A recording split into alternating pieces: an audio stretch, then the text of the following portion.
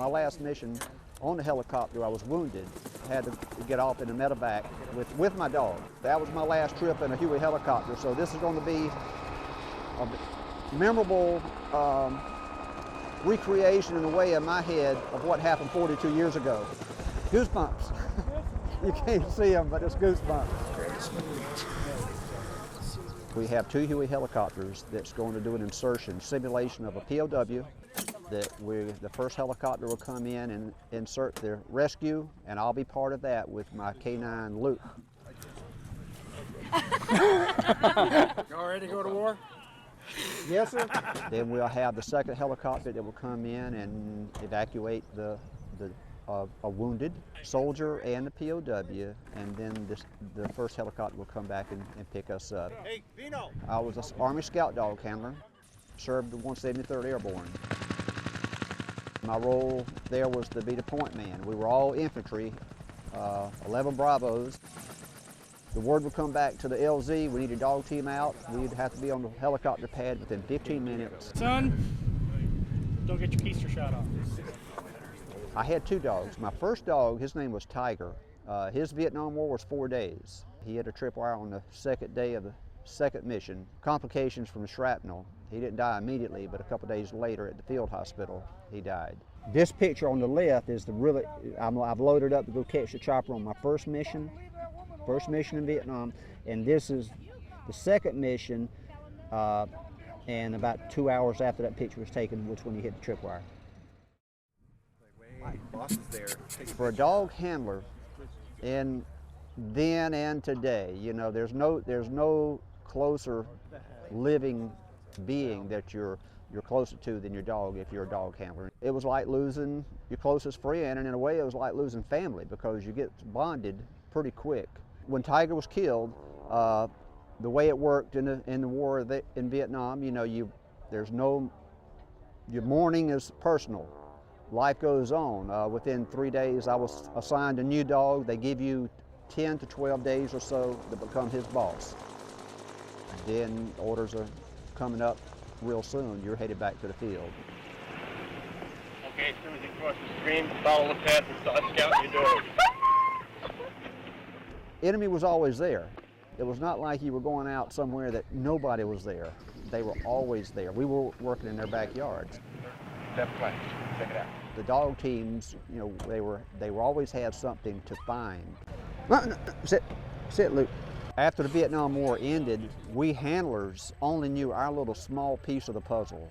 We didn't know the big picture. We had no clue of all the big uses of the dogs and all the numbers. A Discovery Channel documentary in 1999 told us the history of the dogs, and that was really the news flash to us. Long time.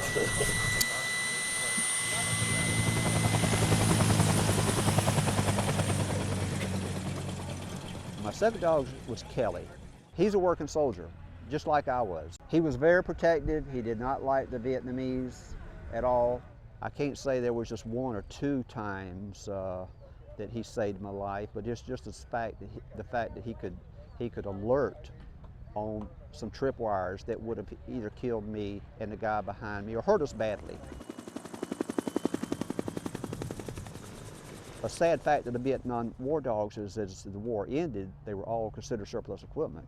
And then we also discovered that since Vietnam, up until that documentary aired, all the military dogs were still being put down. Within 13 months of the documentary, had legislation that went to Congress. The military adoption program was created. In the past, before that program, the adoption program, they were destroyed, but you know, today, they're all adopted if they qualify.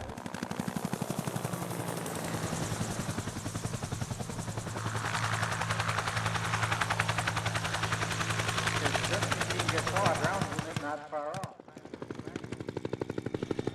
What they would typically do is wait until you land and pick up your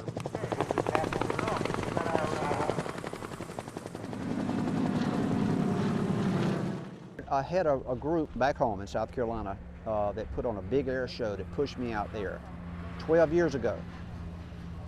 And when they first called, my response, it is no way I could talk about it.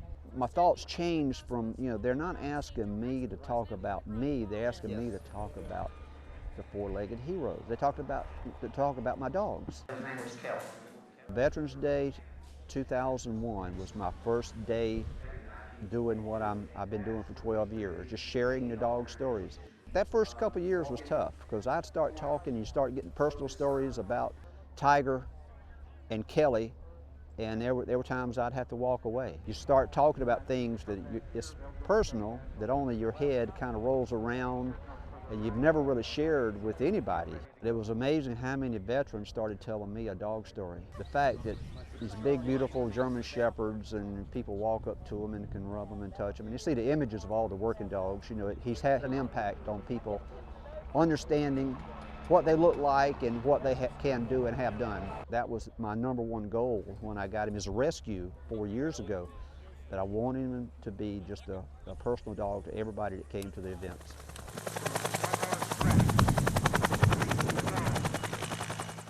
You know, the war, in a way, it never leaves your head.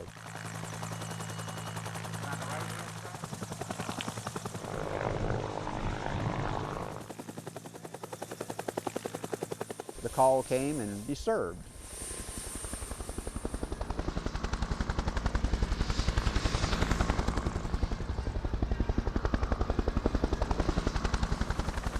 In 2010, this was a statue that they sort of painted the colors of what Kelly was. Kelly was a silver shepherd,